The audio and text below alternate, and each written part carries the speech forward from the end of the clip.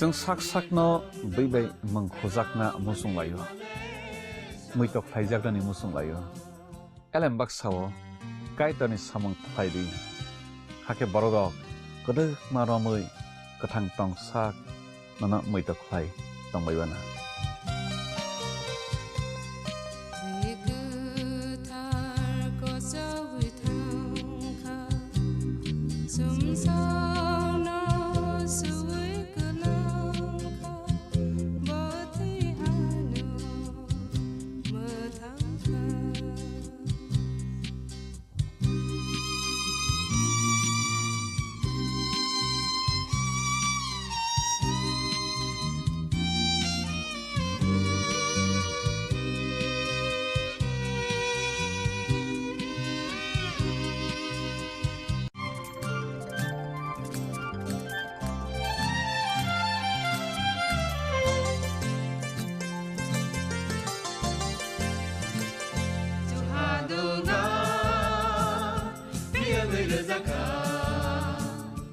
जों sak sakno beibai mangkhojakna musung layo muitok phaijaknani musung layo elem baksao kaitani samung phaidi hake borodok kodo maromui kathang tong sak nana muitok phai tongbaibana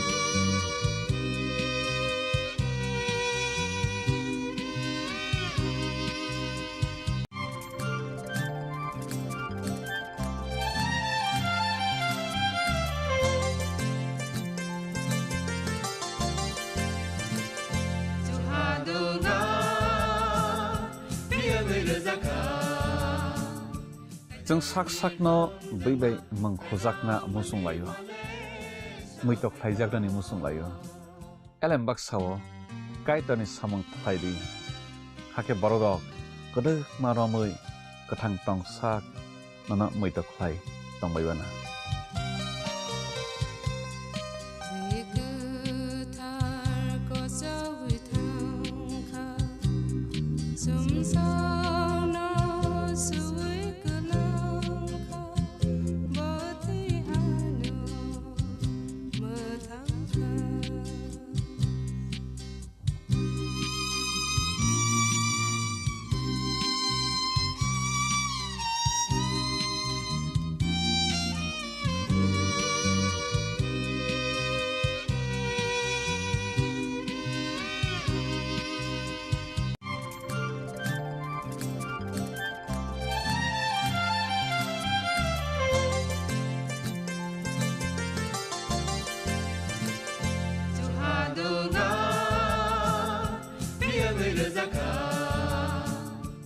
जों sak sakno beibai mangkhojakna musung layo muitok phaijaknani musung layo elem baksao kaitani samung phaidi hake borodok kodo maromui kathang tong sak nana muitok phai tongbaibana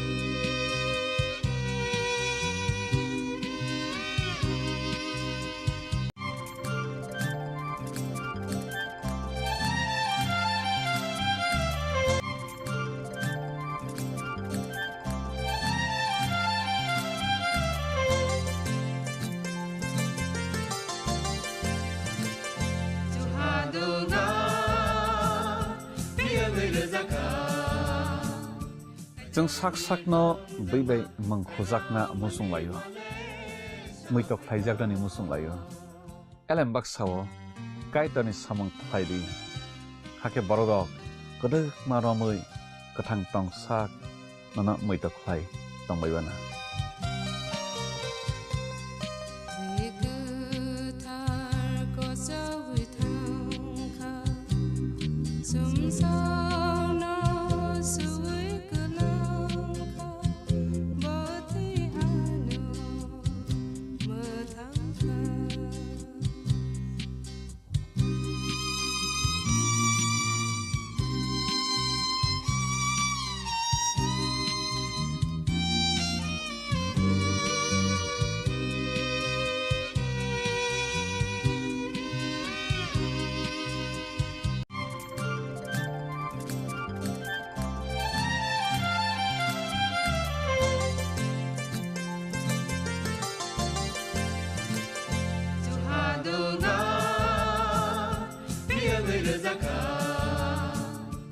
Jeng sak-sakno beibai mangkhojakna musung layo muitok phaijagrani musung layo elem baksao kaitoni samung phaidi hake borodok kodok maromui kathang tong sak nana muitok phai tongbaibana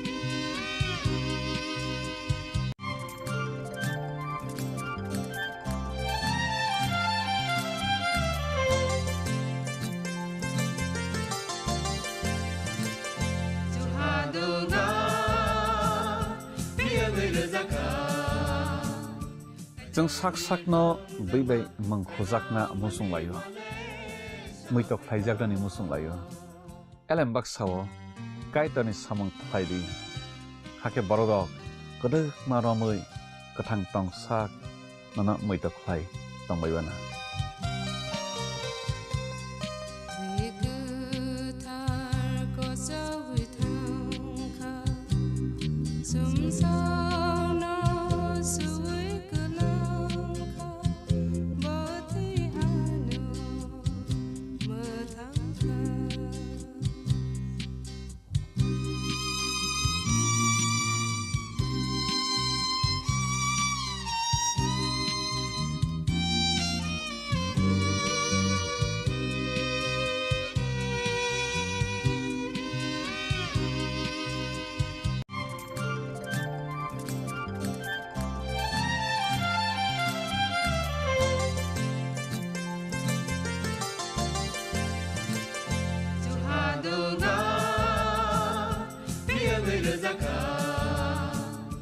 Jeng sak-sakno beibai mangkhojakna musung layo muitok phaijagrani musung layo elem baksao kaitoni samung phaidi hake borodok kodok maromui kathang tong sak nana muitok phai tongbaibana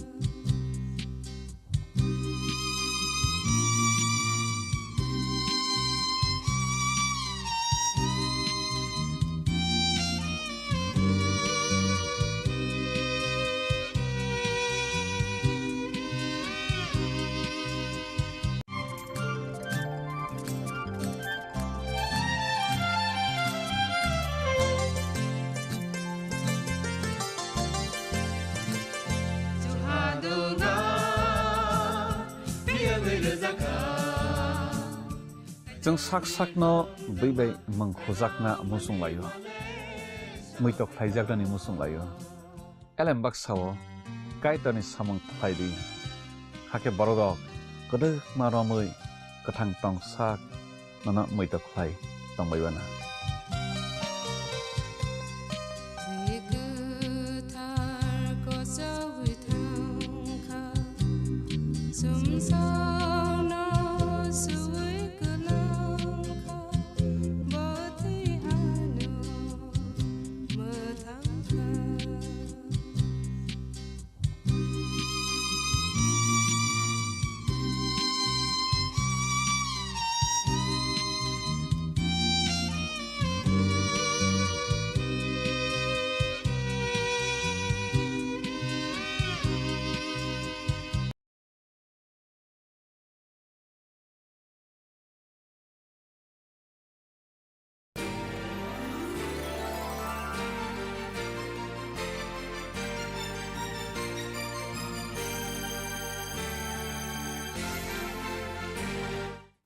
প্রিয় বন্ধু, আশাময়ী নারী অনুষ্ঠানের আরেকটি পর্বে আপনাদের সবাইকে স্বাগত জানাই।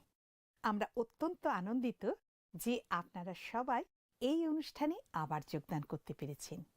আজ আমাদের আলোচনার বিষয় হল জীবনের উপচয়, দৈনন্দিন জীবনে ঈশ্বরের উপস্থিতি উপলব্ধি করা।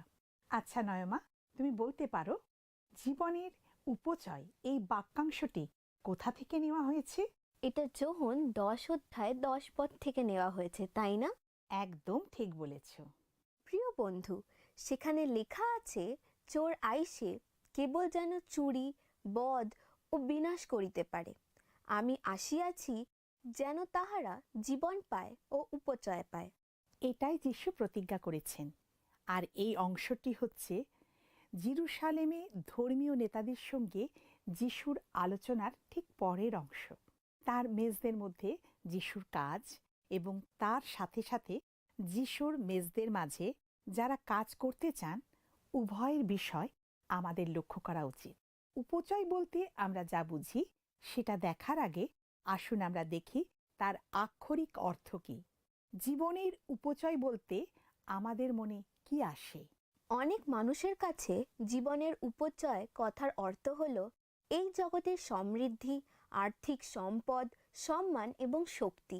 দেখো, কিন্তু এটা হলো জাগতিক দৃষ্টিকোণ থেকে। বিশাল বিশাল জাগতিক ধন সম্পত্তি কিংবা শক্তি ঈশ্বরের সঙ্গে আমাদের সম্পর্ককে নষ্ট করে দেয়। বেশিরভাগ সময়ে ঈশ্বর আমাদের যথেষ্টই দিয়ে থাকেন যাতে আমরা তার সঙ্গে সুসম্পর্ক উপভোগ করতে পারি।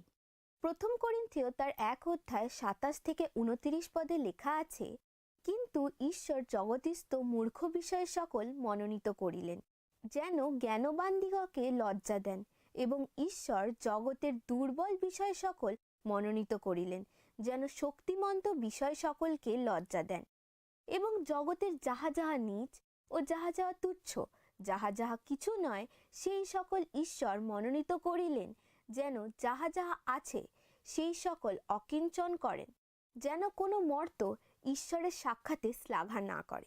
এই সমস্ত কিছু আমাদের মনোনীত করার বিষয় নয়, কিন্তু ঈশ্বর এগুলোকে মনোনীত করেছেন যাতে আমরা আমাদের নিজেদের বিষয় শ্লাঘা না করি, কিন্তু ঈশ্বরের বিষয় করি। এর এই অর্থ নয় যে খ্রিস্টীয় বিশ্বাসীদের দরিদ্র হতে হবে, তাদের কোনো প্রতিপত্তি থাকবে না, আর এই জগতে শক্তিহীন হয়ে থাকবে। অনন্ত জীবনের নিরিখে এই সমস্ত বিষয়গুলির কোনো গুরুত্ব নেই। আমাদের যা কিছু আছে সবই ঈশ্বরের গৌরবের জন্য ব্যবহার করতে হবে। তুমি কি মেষপালক এবং মেষের উপমাটি ব্যাখ্যা করে বলবে? এটা একটা গুরুত্বপূর্ণ প্রশ্ন। তার পরিচর্যার কাজ বুঝতে যিশু কয়েকটি জিনিসের উদাহরণ দিয়েছেন। এই কাজে তিনি মেষপালক আর মেষের উপমা ব্যবহার করেছেন। তার বক্তব্যের মাধ্যমে যিশু বুঝিয়েছেন কেন কিছু মানুষ তাকে গ্রহণ করতে চায় না।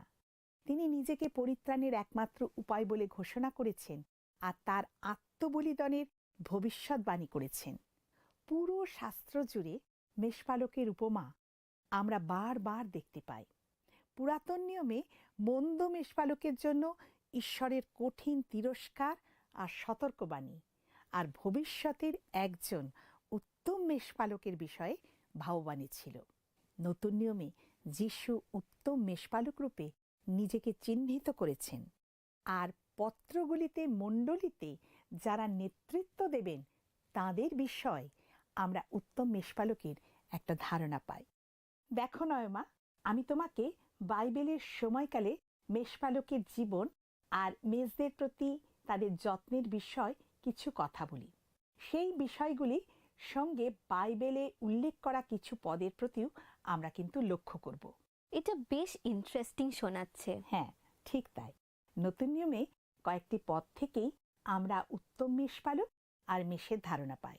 জানেন বন্ধু, যোহন লিখিত সুসমাচারে এই বিষয়ে 4টি পদে উল্লেখ করা হয়েছে। আমি উত্তম মেষপালক। উত্তম মেষপালক মেষদের জন্য আপন প্রাণ সমর্পণ করে। মেষ সকল যাহা নিজের নয়, সে কেন্দুয়া আসতে দেখিলে মেষগুলি ফেলিয়া পলায়ন করে, তাহাতে কেন্দুয়া তাহাদিগকে ধরিয়া লইয়া যায় ও ছিন্ন ভিন্ন করিয়া ফেলে।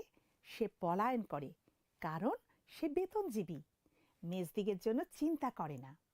আমি উত্তম মেষপালক, আমার নিজের সকলকে আমি জানি এবং আমার নিজের সকলে আমাকে জানে।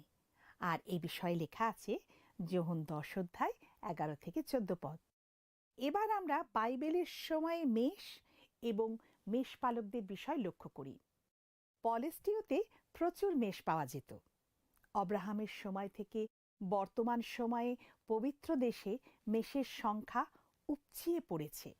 বাইবেলের সময়ে আরবের মানুষেরা শত শত বছর ধরে তাদের জীবিকার জন্য মেষের উপর নির্ভরশীল ছিল। বাইবেলের সময়ে জিহুদিরা প্রথম মেষপালক ছিল, তারপর তারা কৃষক হয়েছিল, কিন্তু তারা তাদের মেষপালকের জীবন কোনোদিনই সম্পূর্ণভাবে পরিত্যাগ করেনি। আচ্ছা, আমরা এই বিষয়টি কিভাবে জানতে পারি? বাইবেলে এর কোনো উল্লেখ আছে কি? নিশ্চয়ই। ইয়োব 42 অধ্যায় 12 পদে আমরা জানতে পারি যে ইয়োবের 14,000 মেষ ছিল। আবার এরপর প্রথম রাজাবলী 8 অধ্যায় 63 পদে লেখা আছে যে মন্দির প্রতিষ্ঠা করার সময়ে সলোমন 1,20,000 মেষ বলি দিয়েছিলেন। দেখুন বন্ধু, বাইবেলের সময়ে মেষ পালন একটা বহু প্রচলিত পেশা ছিল। কিছুটা হলেও এখনো এটা মানুষের একটি প্রচলিত জীবিকা। অব্রাহাম, তার পুত্র ইসাহাক এবং ইসাহাকের পুত্র যাকব সবাই মেষপালক ছিলেন। মশিও মেষপালক ছিলেন এবং অবশ্যই দাউদও ছিলেন। খ্রিস্টের জন্মবার্তা মেষপালকদের কাছেই ঘোষণা করা হয়েছিল। মেষদের বিষয়ে একটা মজার তথ্য আছে, কিন্তু বিষয়টি সত্য। মেষের মোটা লেজের মধ্যে শক্তি মজুত করা থাকে, যেমন উটের কুঁজের মধ্যে থাকে। লেজের মধ্যে অনেক মেদ থাকে। মেষ মারা হলে তার লেজটি অনেক মূল্যে বিক্রি হয়। লোকেরা পুরো লেজ বা তার একটু অংশ কিনে নিয়ে যায় আর কোনো কিছু ভাজার সময় ওটার চর্বি ব্যবহার করে। দেখুন বন্ধু, এই বিষয়ে বাইবেলে উল্লেখ আছে। যাত্রা পুস্তক 29 অধ্যায় 22 পদে আমরা যদি পাঠ করি, পরে তুমি সেই মেষের মেদ, লাঙুল ও অন্ত্রের উপরিস্থ মেদ ও যকৃতের উপরিস্থ অন্ত্রপ্লাবক ও 2 মিটিয়া ও তদুপরিস্থ মেদ ও দক্ষিণ জঙ্ঘা লইবে, কেননা সে হস্তপূরণার্থক মেষ।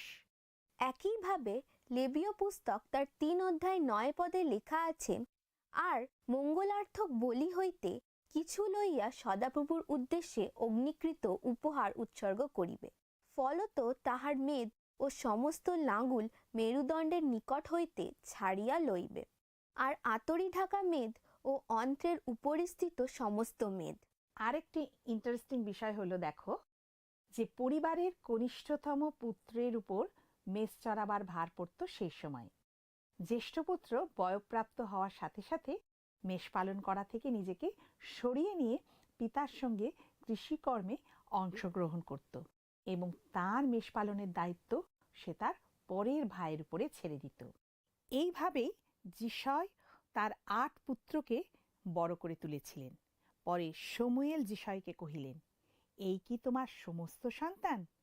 তিনি কহিলেন, কেবল কনিষ্ঠ অবশিষ্ট আছে, দেখুন সে মেষ চড়াইতেছে। আর এই বিষয়টা লেখা আছে প্রথম শমূয়েল তার 16 অধ্যায় 11 পদে। দাউদ পরিবারের ঘনিষ্ঠতম পুত্র হওয়ার কারণে মেষপালনের দায়িত্ব তার উপরে ন্যস্ত ছিল। মেষপালকের আরেকটি বিষয় ছিল মেষপালকের পাঁচনি। এই পাঁচনি ছিল অনেকটা পুলিশের লাঠির মতন। বেশিরভাগ সময় ওটা এলা কাঠের তৈরি হতো, আর একদিকে একটা হাতল থাকতো। এই হাতলে অনেক সময় একটা প্রেক লাগানো থাকতো, যার জন্য পাঁচনিটি একটি ভালো অস্ত্রে পরিণত হতো। কোনো সন্দেহ নেই যে বন্য জন্তুদের থেকে তার মেষদের রক্ষা করতে দাউদ এমনই একটি পাঁচনি ব্যবহার করত, যা আমরা দেখতে পাই প্রথম শমূয়েল তার 17 অধ্যায়। জিহুদি লেখকেরা আমাদের জানিয়েছেন যে মেষপালকেরা তাদের মেষদের একটা সংকীর্ণ দাঁড় দিয়ে তার হাতে ধরা পাঁচনির তলা দিয়ে তার দিকে এগিয়ে আসতে দিত। পাঁচনির মাথাটা কোনো প্রকার রঙিন তরলে চুবানো থাকত এবং সেটি প্রতিটি দশম মেষের উপরে নেমে আসত, আর সেইভাবে সেটিকে সদাপ্রভুর কাছে বলিদানের জন্য চিহ্নিত করা হতো। মেষপালকেরা তাদের মেষদের দেখাশোনা করার সময় তাদের কাছে যষ্টি সঙ্গে রাখত। দাউদ তার গীতে পাঁচনির সঙ্গে যষ্টিরও উল্লেখ করেছেন। এটা লেখা আছে গীতসংহিতা 23-4 পদে। এই যষ্টি হচ্ছে একটি 5 থেকে 6 ফুট লম্বা লাঠি, যার কোনোটার মাথাটা বেঁকানো থাকত। সেটা ব্যবহার করা হতো মেষের দেখাশোনা আর সুরক্ষার জন্যই। এগুলি খুবই ইন্টারেস্টিং এবং উপকারী তথ্য। নিশ্চয়ই। মেষ আর মেষপালকদের বিষয় আরো অনেক ইন্টারেস্টিং বিষয় আছে বন্ধু, কিন্তু দুঃখের বিষয় হলো আমাদের সময়ের অভাবের জন্য সবকিছু এখানে আমরা আলোচনা করতে কিন্তু পারছি না। আচ্ছা দিদি, মেষপালকেরা মেষদের খাদ্য পানীয়ের ব্যবস্থা কিভাবে করত? দেখো, মেষপালকদের বছরের মধ্যে একটি প্রধান কর্তব্য ছিল মেষদের জন্য খাদ্যের পরিকল্পনা করে রাখা। জুন মাস থেকে সেপ্টেম্বর মাস পর্যন্ত চারিদিকে চারণভূমি বা চরানিগুলো সবুজ হয়ে থাকত। তখন মেষদেরকে খামারের কাছাকাছি চড়তে দেওয়া হতো। আর দেখুন বন্ধু, যখন সেখানকার খাবার শেষ হয়ে যেত তখন অন্য জায়গায় চরানির অন্বেষণ করা হতো। শাস্ত্রের অনেক অংশে আমরা মেষপালকদের তাদের মেষদের জন্য চরানির অনুসন্ধান করবার কথা পাঠ করেছি বা আমরা দেখতে পাই। তাহারা আপনাদের পশুপালনের জন্য চরানির অন্বেষণে গদরের প্রবেশস্থানে উপত্যকার পূর্ব পাশ পর্যন্ত গেল। তাহারা বহু তৃণযুক্ত উত্তম চরানি পাইল, আর সেই দেশ প্রশস্ত, প্রশান্ত ও নির্বিরোধ ছিল, কারণ হাম বংশীয়রা পূর্বে সেই স্থানে বাস করত, যা আমরা দেখতে পাই প্রথম বংশাবলী তার 4 অধ্যায় 39-40 পদে। এখানে গীত রচয়িতা ঈশ্বরের ধন্যবাদ দিয়েছেন পালক হিসাবে সদাপ্রভু মানুষদের জন্য চরানি প্রদান করার জন্য, তাহাতে তোমার প্রজা ও তোমার চরানির মেষ যে আমরা চিরকাল তোমার স্তব করিব, পুরুষানুক্রমে তোমার প্রশংসা প্রচার করিব। তারপর চরানি নির্বাচন করার ক্ষেত্রে জলের সংস্থান করা অত্যন্ত প্রয়োজনীয় বিষয় ছিল। প্রায়শই মেষপালককে কোনো বয়ে চলা জলের স্রোতের কাছে চড়তে দেওয়া হতো, কিন্তু খুব দ্রুতগতিতে বয়ে চলা স্রোতের জল পান করতে মেষেরা ভয় পেত। সে কারণে মেষপালকেরা কোনো স্থির সরোবরের খোঁজ করত অথবা তাদের তৃষ্ণা মেটাবার জন্য কোনো শান্ত স্থান খুঁজে বার করত। আর তাই গীতরচক ঈশ্বরকে ঈশ্বরীয় মেষপালক রূপে বর্ণনা করে বলেছেন, তিনি বিশ্রাম জলের ধারে ধারে আমাকে চালান, যা আমরা দেখতে পাই গীতসংহিতা 23 তার 2 পদে। কিন্তু গ্রীষ্মের তাপে যখন জলাধারগুলো সব শুকিয়ে যেত, পলেস্টিওতে যেটা খুবই সাধারণ বিষয় ছিল, তখন কূপের জল ব্যবহার করা হতো। আর এটা লেখা রয়েছে আদিপুস্তক তার 29 অধ্যায় 8-10 পদে। আচ্ছা দিদি, এই মেষদের কোথায় রাখা হতো? একটা সাধারণ খোয়ার বা বাথানকে কাঁটার ঝোপ দিয়ে ঘিরে তার মধ্যে মেষগুলোকে রাখা হতো। কেবল এইটুকুই সুরক্ষার প্রয়োজন হতো, কারণ আবহাওয়া অনুকূল থাকলে মেষপালকেরা মেষপালের সাথেই রাত্রি যাপন করত। ইসরায়েলের ভবিষ্যতের বিষয়ে ভাববাণী বলতে গিয়ে জিহিশকেল ভাববাদী বলেছেন, আমি উত্তম চড়াইতে তাহাদেরকে চড়াইব এবং ইসরায়েলের উচ্চ উচ্চ পর্বতে তাহাদের বাথান হইবে। তাহারা সেই স্থানে উত্তম বাথানে শয়ন করিবে এবং ইসরায়েলের পর্বতমালায় হরিৎচরাইতে চড়িবে, যা লেখা আছে জিহিসকেল তার 34 অধ্যায় 14 পদে।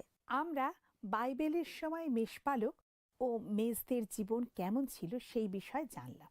এখন আমরা দেখি সেটা খ্রিস্টের উল্লেখিত জীবনের উপচয়ে কেমনভাবে প্রয়োগ করা হয়েছে। আমরা দেখেছি যোহন 10 অধ্যায় 10 পদে কি লেখা আছে। এবার আসুন আমরা জীবনের উপচয় সম্বন্ধে খ্রিস্টের যে দৃষ্টিকোণ আছে সেটা পরীক্ষা করে দেখি। প্রথম তিনি বলেছেন যে চোর আইসে কেবল যেন চুরি, বধ ও বিনাশ করিতে পারে। যিশুর সুস্পষ্ট বক্তব্য হল যে চোরের লক্ষ্য হল চুরি করা, হানা দেওয়া, দখল করে নেওয়া এবং অন্য সম্পত্তি লুট করে নেওয়া। মেষপালক ও মেষপালনের উপমা দিয়ে তিনি কপট ও স্বার্থপর নেতাদের বিষয় বুঝিয়েছেন। এই ধরনের গুরু বা শিক্ষকেরা সঠিক দ্বার দিয়ে প্রবেশ করে না অথবা ঐশ্বরিক আজ্ঞা দ্বারা আসে না। তারা আসে যাতে খ্রিস্টকে অনুসরণ করা থেকে মানুষকে বিভ্রান্ত করে তুলতে। অন্যভাবে বললে তারা মানুষের হৃদয় হরণ করার চেষ্টা করে। এর একটা ভালো উদাহরণ আমরা দেখতে পাই 2 শমূয়েল তার 15 অধ্যায় 6 পদের শেষ অংশে। সেখানে লেখা আছে, ইসরায়েলের যত লোক বিচারার্থে রাজার নিকটে যাইত সকলের প্রতি অবশালোম এইরূপ ব্যবহার করিত। এই প্রকারে অবশালোম ইসরায়েল লোকদের চিত্ত হরণ করিল। আর এই মন্দ পরিকল্পনার মাধ্যমে অনেকেই দাউদের রাজপদের বিষয় প্রশ্ন করতে শুরু করেছিল আর সন্দেহ প্রকাশ করেছিল যে ঈশ্বরের অনুগ্রহ তখনও তার উপরে আছে কিনা। এরপর নতুন নিয়মে আমরা ফরিসীদের এই একই কাজ করতে দেখি। লেখা আছে তারা বিধবাদের গৃহ গ্রাস করে এবং কপটভাবে লম্বা লম্বা প্রার্থনা করে। এই শিক্ষকেরা যারা সঠিক দ্বার দিয়ে প্রবেশ করে না অথবা ঐশ্বরিক আজ্ঞা দ্বারা আসে না, তারা প্রতারণা করতে চায় এবং খ্রিস্টের মেজদের তাঁর কাছ থেকে সরিয়ে নিয়ে যাওয়ার চেষ্টা করে। দ্বিতীয় বিষয় যা যিশু যোহন 10 অধ্যায় 10 পদে উল্লেখ করেছে সেটা হলো যে তারা বধ ও বিনাশ করে। আচ্ছা বন্ধু, তারা কিভাবে এটা করে? তারা ভ্রান্ত ঈশ্বরবাদ দ্বারা মানুষের আত্মাকে হরণ করে নিয়ে এটা করার চেষ্টা করতে চায়। এই ভ্রান্ত ঈশ্বরবাদ ক্যান্সারের মতো কাজ করে আর মানুষের মনকে বিষাক্ত করে তোলে। তারা অল্প বিশ্বাসীর বিশ্বাসকে টলিয়ে দেয়। তবু খ্রিস্টের যারা সত্যিকারের মেষ তাদের ধ্বংস করতে কিন্তু তারা পারে না। কিন্তু পৃথিবীতে যিশুর পরিচর্যা কাজ একেবারে ভিন্ন প্রকৃতির ছিল। তিনি বলেছেন, আমি আসিয়াছি যেন তাহারা জীবন পায়। তিনি স্বর্গ থেকে নেমে এসেছিলেন যেন তার মেষরা জীবন পেতে পারে, আত্মিক ও অনন্তকালীন। মানুষ স্বভাবতই অন্যায় আর পাপে মৃত এবং অনন্তকালীন মৃত্যুর জন্য সে স্বয়ং দায়ী। বেশ, যিশু আমাদের কেমন উপচিয়ে পড়া জীবন দিয়েছেন তুমি কি ব্যাখ্যা করে বলতে পারবে প্লিজ? নিশ্চয়ই। দেখো, যোহন 10 অধ্যায় 10 পদে আমাদের বলা হয়েছে, আমি আসিয়াছি যেন তাহারা জীবন পায় ও উপচয় পায়। উপচিয়ে পড়া জীবন হচ্ছে স্বর্গীয় অথবা আত্মিকভাবে উপচিয়ে পড়া। আমরা যখন যিশুর উপরে ভরসা করি তখন আমাদের জাগতিক বিষয় নিয়ে চিন্তা করার প্রয়োজন হয় না। আর এটা লেখা রয়েছে মথি 6 অধ্যায় 25 থেকে 32 পদে। কিন্তু আমরা যদি প্রথমে তার রাজ্য ও তার ধার্মিকতার বিষয়ে চেষ্টা করি তাহলে ওই সকল দ্রব্যও আমাদের দেওয়া যাবে। আর এটাও লেখা রয়েছে মথি 6 অধ্যায় 33 পদে। আমরা আবার দেখতে পাই ফিলিপিও 4 অধ্যায় 19 পদে, আর আমার ঈশ্বরের গৌরবে খ্রিস্ট যিশুতে স্থিত আপন ধন অনুসারে তোমাদের সমস্ত প্রয়োজনীয় উপকার পূর্ণরূপে সাধন করিবেন। আমরা যদি ঈশ্বরের সঙ্গে আমাদের সম্পর্কের প্রতি মনোনিবেশ করি, তিনি আমাদের প্রয়োজন মেটাবেন। আর সেটা যদি জাগতিক ধন হয় তাহলে আমরা ঈশ্বরের ধন্যবাদ দেব, আর যদি সেটা না হয় তাহলেও আমরা ঈশ্বরের ধন্যবাদ দেব। জীবনের উপচয়ের আরেকটি অর্থ হলো অনন্ত জীবন। যিশু অনন্ত জীবনকে ব্যাখ্যা করে বলেছেন, আর ইহাই অনন্ত জীবন যে তাহারা তোমাকে একমাত্র সত্যময় ঈশ্বরকে এবং তুমি যাহাকে পাঠাইয়াছ তাহাকে যীশুখ্রিস্টকে জানিতে পায়, যা লেখা আছে যোহন তার 17 অধ্যায় 3 পদে। পার্থিব দৃষ্টিভঙ্গিতে আমরা যখন অনন্ত জীবনের কথা চিন্তা করি তখন আমাদের সেটাকে কেবল অসমিতা বলে মনে হয়, কিন্তু স্বর্গীয় দৃষ্টিকোণে অনন্ত জীবনের অর্থ হচ্ছে ঈশ্বর পিতা এবং তার পুত্র যিশুকে জানতে পারা। সুতরাং জীবনের উপচয় হচ্ছে অনন্ত জীবন, সেটা হচ্ছে ঈশ্বরকে জ্ঞাত হওয়া। প্রথম যোহন 5 অধ্যায় 12 বলে, পুত্রকে যে পাইয়াছে সে সেই জীবন পাইয়াছে। সুতরাং পরিত্রাণ লাভ করার সাথে সাথে খ্রিস্ট বিশ্বাসীরা অনন্ত জীবন প্রাপ্ত হন। সবশেষে জীবনের উপচয় একটি অবিরত প্রক্রিয়া। পরিত্রাণের মতোই পরিত্রাণের মুহূর্তে আমাদের জীবনের উপচয় দেওয়া হয়, কিন্তু আমাদের মধ্যে ওটা গড়ে ওঠে। ফিলিপিও তার 3 অধ্যায় 12 বলে, আমি যে এখন পাইয়াছি কিংবা এখন সিদ্ধ হইয়াছি তাহা নয়, কিন্তু যাহার নিমিত্ত খ্রিস্ট যিশু কর্তৃক ধৃত হইয়াছি, কোনো ক্রমে তাহা ধরিবার চেষ্টায় দৌড়িতেছি। পোল উপলব্ধি করেছিলেন যে যদিও তার জীবনের উপচয় ছিল, তাকে সেটা তার নিজের করে নেবার জন্য ধরবার চেষ্টা করতে হবে। ঈশ্বরের জীবনের উপচয়ের অভিজ্ঞতা কিভাবে লাভ করা যায়, আমরা কয়েকটি বাস্তব পদক্ষেপ দেখি। আর এই সমস্ত বিষয়ের মূল কথা হলো যে আজ যখন ঈশ্বর আমাদের কাছে আসতে চাইছেন এবং আমাদের জীবনের একটা অংশ হতে চাইছেন, তখন অনেক সময় আমরা তার অন্বেষণ করবার চেষ্টা করি। প্রথমত, আমাদের সারাদিনের কাজের মধ্যে আমাদের অন্তরে ঈশ্বরের আত্মার উপস্থিতির বিষয় আমাদের সচেতন থাকতে হবে। আমরা যখন সেই বিষয়ে সচেতন হই তখন প্রত্যেকটি ঘটনা আর আমাদের জীবনের প্রতিটি ক্ষেত্রে পরিবর্তন হয়। দ্বিতীয়ত, ঈশ্বর আমাদের জীবনের প্রতিটি বিষয়ের প্রতি আগ্রহী, আর সেই কারণে আমরা কি করব না করব সেই বিষয়ে তার পছন্দ অপছন্দ আছে। আমরা যা যা করতে চাই সেই বিষয়ে তার ইচ্ছা কি সেটা প্রার্থনা করে তার কাছ থেকে জানতে পারি। তারপর তিনি যা উত্তর দেন সেটা আমাদেরকে শুনতে হবে। যে মানুষদের আমাদের জীবনে তিনি নিয়ে এসেছেন, হয় তাদের মাধ্যমে আমরা সেটা জানতে পারি, অথবা তার কাছে প্রার্থনা সহকারে সেটা আমাদের নিজেদের অন্তর্দৃষ্টি দিয়েও জানতে পারি। তৃতীয়ত, তাকে আমাদের নিত্য সঙ্গী হিসাবে দেখতে হবে। আমরা যখন সবসময় তার উপস্থিতি উপলব্ধি করি, তখন তিনি কোথায় এই বিষয়ে আমাদের চিন্তা করতে হবে না। আমাদের বিষয়ে তিনি কি মনে করেন সেটাও ভাবতে হবে না। তিনি আমাদের জীবনের প্রত্যেকটি বিষয়ে আমাদের সঙ্গে কথা বলতে ইচ্ছুক। চতুর্থ, তার উপস্থিতির আলোতে আমরা সবকিছু নিরীক্ষণ করতে পারি। আমাদের জীবনে যা কিছু ঘটে চলেছে সেগুলো ঈশ্বরের উপস্থিতিতেই ঘটতে হবে। এই বাস্তবতা আমাদের জীবনের প্রতিটি ক্ষেত্রকে প্রভাবিত করে, কারণ ভালো বিষয় হোক বা কি মন্দ বিষয় হোক, কোনো কিছুই ঈশ্বরের কাছ থেকে লুকিয়ে রাখা যায় না। আর পঞ্চমত, ঝড়ের মধ্যে আমাদের শক্তি থাকে।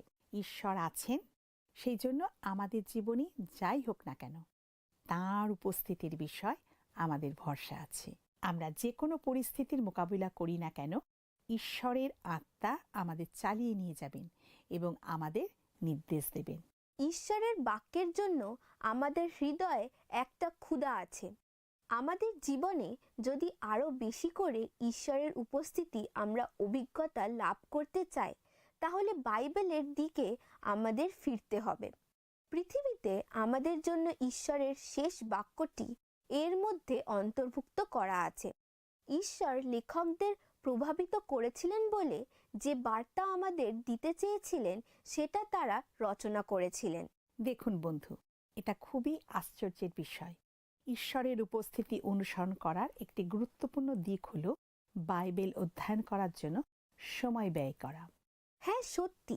ষষ্ঠত, ঈশ্বরের বাক্যের জন্য আমাদের হৃদয়ে একটা ক্ষুধা আছে।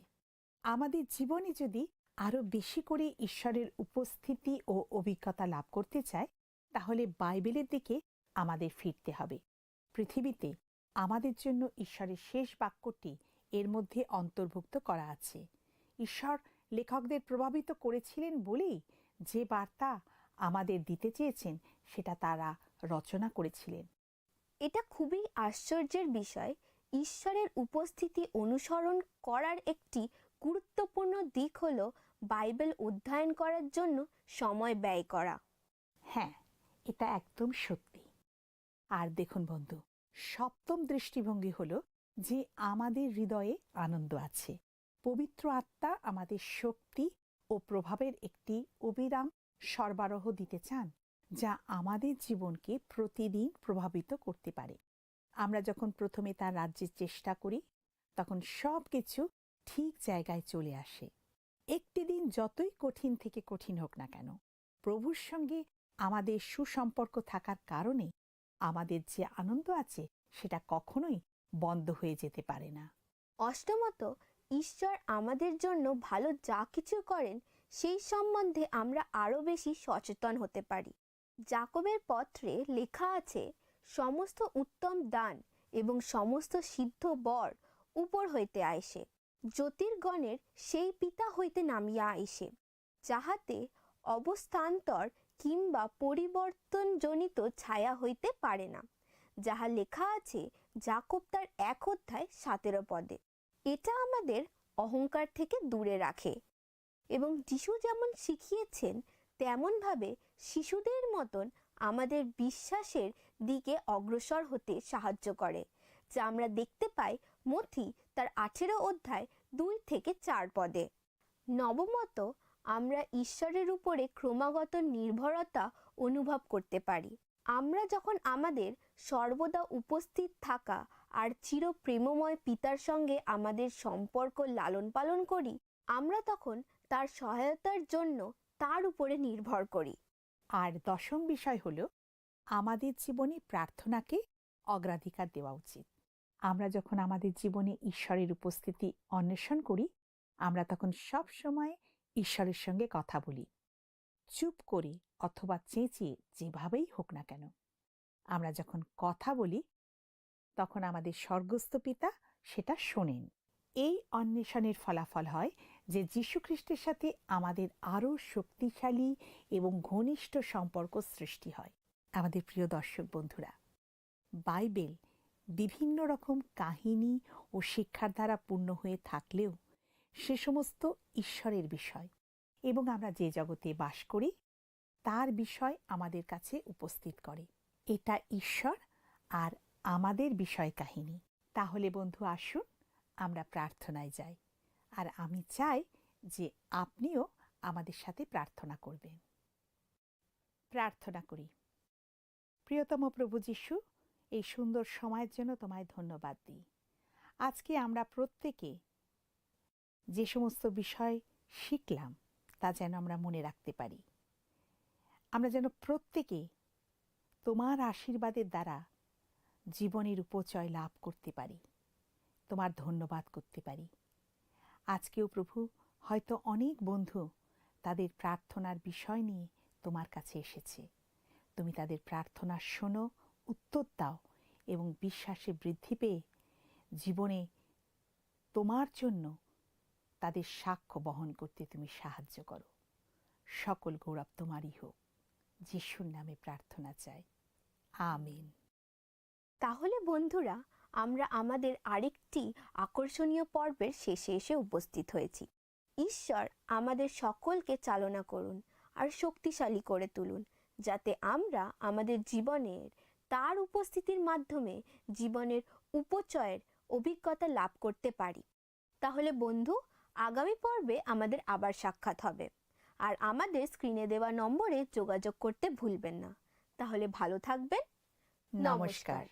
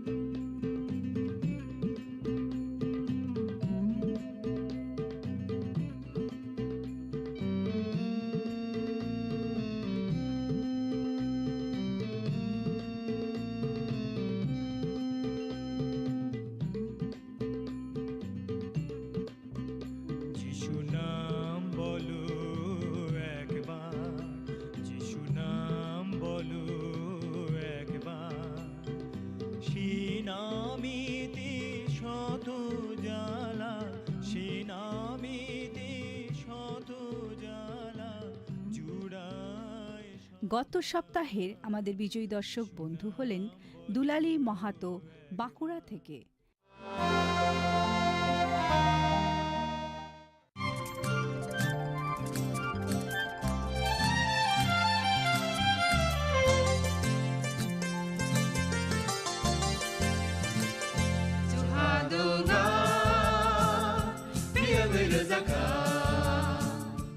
जों sak sakno beibai mangkhojakna musung layo muitok phaijaknani musung layo elembak sao kaitani samang phaidi hake borodok kodok maromui kathang tong sak nana muitok phai tongbaibana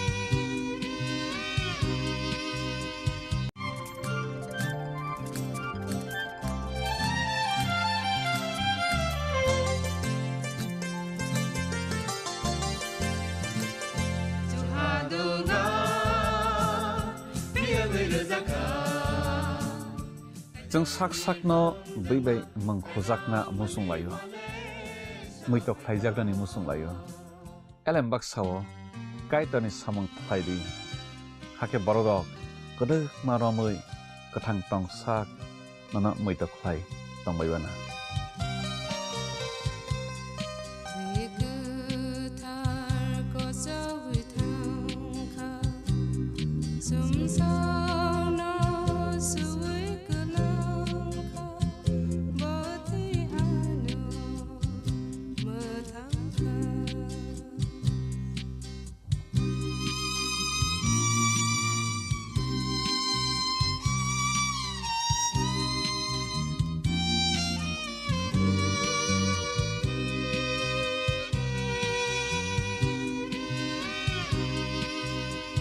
সতর্ক হন, আপনি কি ফ্ল্যাট বা প্লট কিনেছেন অথবা কেনার পরিকল্পনা করছেন? তাহলে আগে নিশ্চিত হয়ে নিন প্রকল্পটি Tripura real estate regulatory authority অর্থাৎ টি-রেরার রেজিস্ট্রেশন আছে কিনা।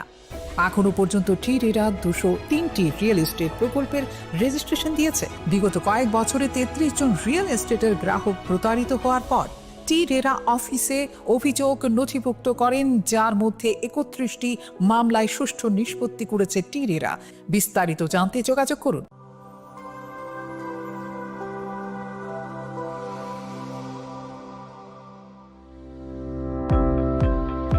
Welcome to the Department of Microbiology and Biotechnology, School of Natural Sciences, Techno India University, Tripura.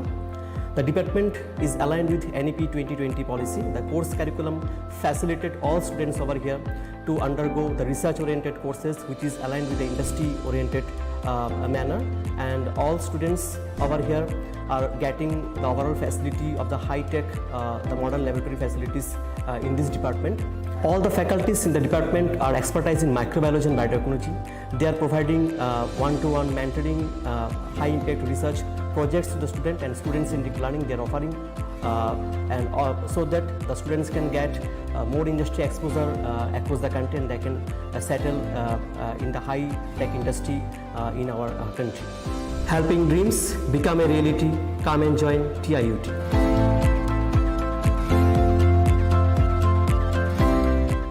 Welcome to ICFA University, a hub of knowledge, innovation, and excellence. Step into a world of endless possibilities and shape your future with us. At ICFA University, Tripura, we are committed to academic brilliance. Our diverse programs are designed to empower students with knowledge, skills, and innovation-driven learning, engineering the future with advanced technology and innovation, shaping tomorrow's legal experts with in-depth knowledge and practical exposure, training compassionate healthcare professionals to make a difference, building future sports professionals and educators. At ICFA University, education goes beyond classrooms. Experience the best of academics, sports, and culture with our vibrant events. Icaria, the state's best cultural extravaganza, with world-class infrastructure, high-speed Wi-Fi, and a tech-enabled campus, we ensure a seamless learning environment. High-speed 2.5 Gbps capacity Wi-Fi 6 coverage across the campus, hostel, and classrooms makes ICFA University Tripura a true Giga campus. Join us and turn your dreams into reality. Your journey towards success begins here. Be a part of ICFA University Tripura and shape your future. Admissions open now. Khulumkha, ang Pinaki de Burma.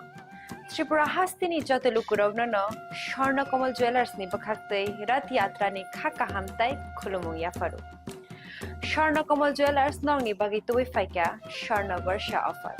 O offer chengri jagnai 23rd June ni shimi 12 July jara. Tai botong nong ni bai kok toma kaham. Abong kha noro kacham rangchak no shelai bo ketal hallmark genang rangchak ni mani talangnani shep botong. Abo shimiya Kotor Khalai Diamond ni necklace exhibition bo chengi dijak.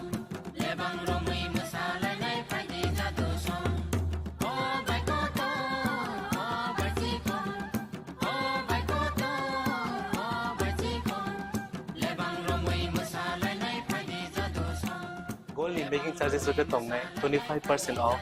They diamond in making charges of the tongue 100% off. Amus Miyako. Mega lucky draw tongue duita scooty. They lucky draw tongue agrota home appliance. They mirror five room no socket.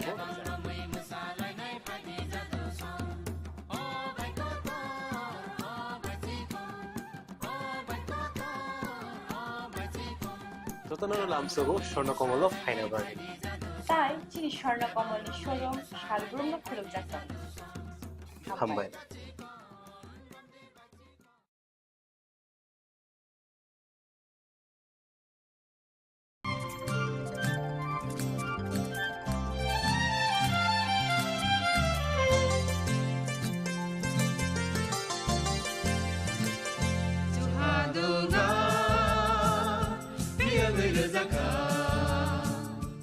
Jeng sak-sakno bai mangkhojakna musung layo. Muitok phaijakna ni musung layo. Elem baksao kaitani samang phaidi. Hake borodok kodok maromui kathang tong sak nana muitok phai tong baibana.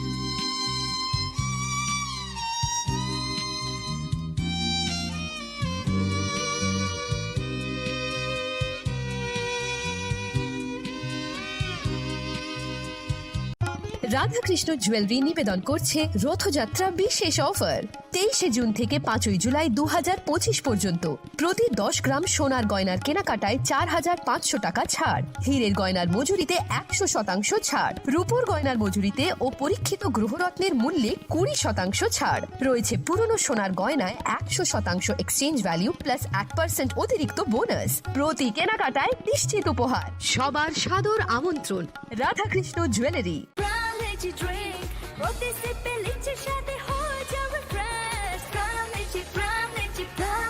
Brown Lychee Drink. Refresh your feelings. Saha textile এখন স্থায়ীভাবে Agartala colonel চৌমোহনীতে।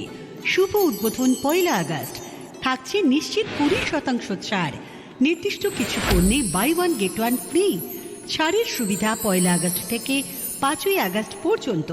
থাকছে আমাদের নিজস্ব তত্ত্বাবধানে প্রস্তুত দেশ অরণ্য বুনন নোয়াখালী জামদানি, মঙ্গল বেনারসি, রাজঘরানা বেনারসি, রামনগর বেনারসি।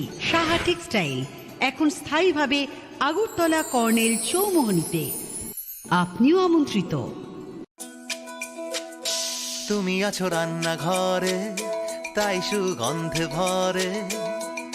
যা খুশি তেমনই খাই, তোমার জাদুর রান্নায় থাকে শুধু লং তরাই, থাকে শুধু লং তরাই। কত কেজি রান্না হয়, মনটাই করছো জয়। ভালোবেসে বলছি তাই, রান্নায় তোমাকে চাই, চাই শুধু লং তরাই, চাই শুধু লং তরাই। লং তরাই গুঁড়ো মশলা, রান্নায় তোমাকে চাই, চাই শুধু লং তরাই। শ্যাম সুন্দর কোম্পানি জুয়েলার্স, শুভ অক্ষয় তৃতীয়া 22 এপ্রিল থেকে 3রা মে 2025। আসুন বেছে নিন আপনার মনের মতন অক্ষয় জৌলুসের প্রতীক। 410 টাকা ছাড় প্রতি গ্রাম সোনার গয়না কেনাকাটায়, 100% ছাড় হীরের গয়নার মজুরিতে, নিশ্চিত উপহার প্রতিটি কেনাকাটায়, মেগা লাকি ড্র 3টি স্কুটি। পাশাপাশি আছে সোনায় সোহাগা গয়না কেনার বিশেষ ডিসকাউন্ট স্কিম, পুরনো সোনার বদলে নতুন গয়না, জিএসআই আইজিআই পরীক্ষিত গ্রহরত্ন, রূপোর মুদ্রা ও রূপোর সামগ্রী, একেবারে সহজ সাধ্য দামে চোখ ধাঁধানো হীরের গয়নার সম্ভার। যে কোনো দোকান থেকে কেনা হলমার্ক গয়নার পরিবর্তে 100% সোনার মূল্যে নতুন গয়না। শ্যাম সুন্দর কোম্পানি জুয়েলার্স, শুভ অক্ষয় তৃতীয়া 22 এপ্রিল থেকে 3রা মে 2025। সবার সাদর আমন্ত্রণ। শ্যাম সুন্দর কোম্পানি জুয়েলার্স, আগরতলা, উদয়পুর, ধর্মনগর, কলকাতা। আমরা প্রতিদিনই খোলা আছি। আগামী 21শে এপ্রিল থেকে 3রা মে পর্যন্ত গোপীনাথ জুয়েলার্স নিয়ে এসেছে অক্ষয় তৃতীয়ার মন মাতানো অফার। সোনার গয়নার মজুরিতে 25% ছাড়, হীরের গয়নার মূল্যে 15% ছাড় ও গ্রহরত্নের মূল্যে 10% ছাড়। মেগা ড্রয়ের মাধ্যমে একটি করে এসি, ফ্রিজ ও ওয়াশিং মেশিন জেতার সুবর্ণ সুযোগ। তাছাড়াও থাকছে ডেইলি লাকি ড্রয়ের মাধ্যমে 3টি করে হোম অ্যাপ্লায়েন্সেস জেতার সুযোগ এবং প্রতিটি কেনাকাটায় পাবেন নিশ্চিত উপহার। অফারের দিনগুলোতে আমাদের শোরুম রবিবারেও খোলা থাকবে। গোপীনাথ জুয়েলার্স, শুদ্ধতা ও অনুভূতির যুগলবন্দি। আমাদের ঠিকানা হরিগঙ্গা বসাক রোড, আগরতলা পিএনবির বিপরীতে। শুভ অক্ষয় তৃতীয়া, অক্ষয় হোক তৃতীয়া।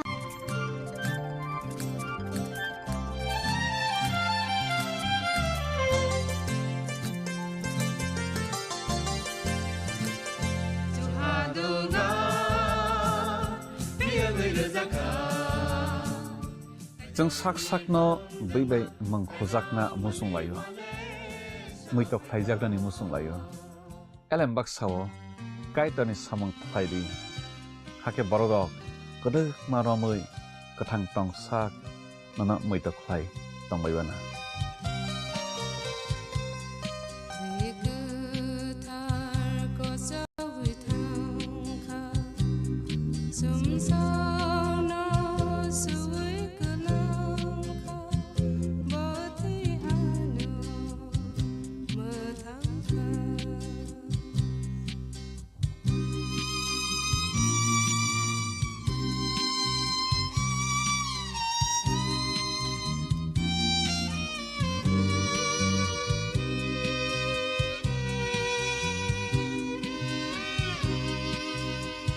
মশলা হাতে নয় চামচে তুলুন। লংতরাই গুঁড়ো মশলার প্রতিটি 250 গ্রাম প্যাকেটের সাথে 1টি চামচ ফ্রি। লংতরাই গুঁড়ো মশলা, রান্নায় তোমাকে চাই।